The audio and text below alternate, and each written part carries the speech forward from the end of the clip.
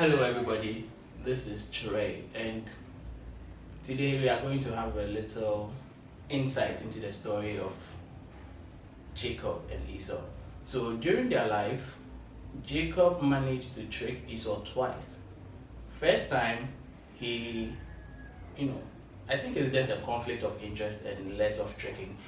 But Esau sold his birthright to Jacob for food, and later on, Jacob dressed as Esau, prepared good food, and took the blessings that were originally for Esau. Now, when people read this, they feel like, well, he had to be a hard guy, he had to be that person who would meander his way. And actually, quite a number of people use that to justify themselves when they are doing wrong things. But when you read the story from the beginning, you realize that even before they were born, their mother was spoken to by the Lord, and she was told that the older son would serve the younger son. So this is basically a prophecy, you know.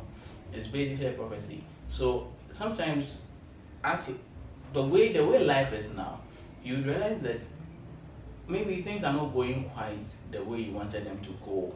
You've had wonderful plans, but it's not working out as well.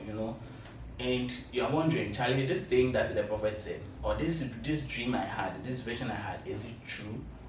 Well, it is. God doesn't lie. He has never lied. He's not about to start lying. And if you lie, I mean, why start with you? It doesn't make sense anyway. Yeah, God doesn't lie. And when God says that something is going to happen, it is going to happen the way He has said it is going to happen. Yeah. With or without human involvement, I think that God can do what He said He is going to do. Yeah. So, if you look at the story of Joseph, for example, Joseph has a wonderful dream. He tells his family about it, and they get jealous. And right after the jealousy, they decide to sell him to slavery.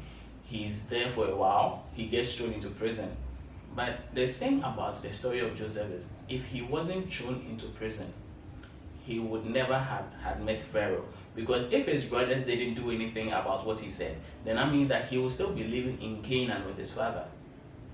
Hence, the dream wouldn't have happened, because who would come all the way to Canaan to come and look for somebody to interpret a dream whilst there are wise men in Egypt? It probably could have happened, but what are the odds? So I thought, with every person, God knows how you are, God knows how you interact with people, God knows whether you are really outspoken or you like to keep stuff to yourself. So God knows that. I'm pretty sure that God knew from the jump that if He shows Joseph this dream, Joseph will go and blab about it, and then his brothers will get mad at him, and then they will sell him, and then Potiphar's wife will come and do all of that, and then he will end up in prison, where he will meet those two people, the cupbearer and the baker, and then what God had planned would happen. You get it? So no matter what it is that you're going through, know that God has a bigger plan. You will not see it. We don't see it. We can't see it because we are a part of the plan. We are a part of the blueprint. You get it? We will not see the plan, but God has a plan for each and every one of us. And whatever word that it is that you're holding to, keep holding on to it, because God doesn't lie. And you are going to experience it. Thank you for your time. Peace.